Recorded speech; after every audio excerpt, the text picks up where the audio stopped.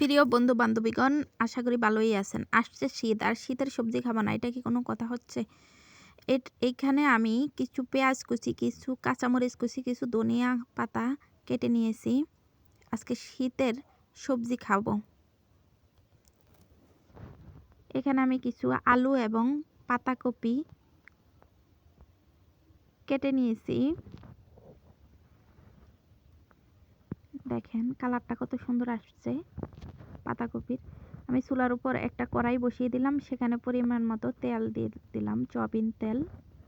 আপনারা রান্নার জন্য যেই তেল ইউজ করেন সেই তেল দিয়ে দিতে পারবেন, কোনো সমস্যা হবে না। এইখানে দিয়ে দিলাম পেঁয়াজ কুচি, দিয়ে দিলাম কাঁচামরিচ কুচি,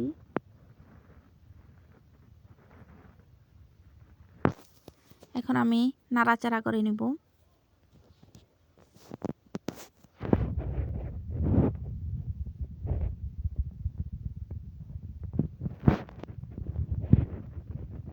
দিয়ে দিব সামান্য পরিমাণ লবণ, দিয়ে দিব হলুদের গুঁড়া। এখন আমি ভালোভাবে নাড়াচাড়া করে নিব।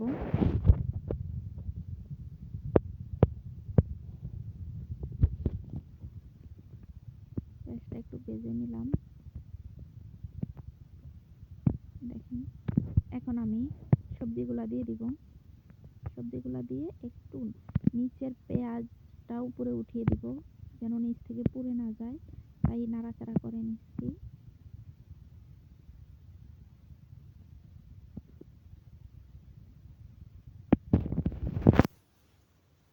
এখন বাকি সবজিগুলা দিয়ে দিব। বলেন, এই শীতের দিনে গরম গরম ভাত দিয়ে পাতাকপি ভাজা খেতে কার না ভালো লাগে বলেন তো দর্শক। এখন আমি নাড়াচাড়া করে নিব ভালোভাবে। চুলার জালটা অবশ্যই মিডিয়াম রাখবেন, বেশি জাল দিলে পুড়ে যাওয়ার সম্ভাবনা থাকবে, আর পুড়ে গেলে এই সব সবজি খেতে ভালো লাগে না। নাড়াচাড়া করে নিচ্ছি আমি, কিছুক্ষণ জাল করব, তারপর আমার সবজি পারফেক্টলি হয়ে যাবে ভাজা।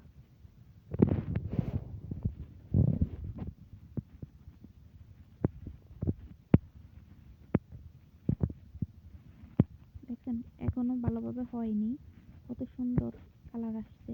আরো কিছুক্ষণ জাল করে নিব, তারপর নামিয়ে নিব। দিয়ে দিলাম ধনিয়া পাতা।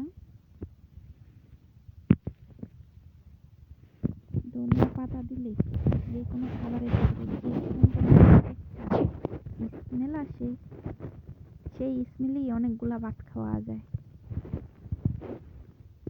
একটু নাড়াচাড়া করে ধনিয়া পাতাটা পাতাকপির ভিতর মিক্স করে নিব।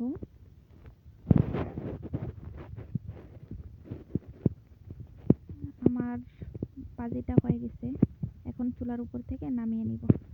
প্রিয় দর্শক, ভালো থাকেন, দেখা হবে অন্য কোনো দিন অন্য কোনো ভিডিওতে।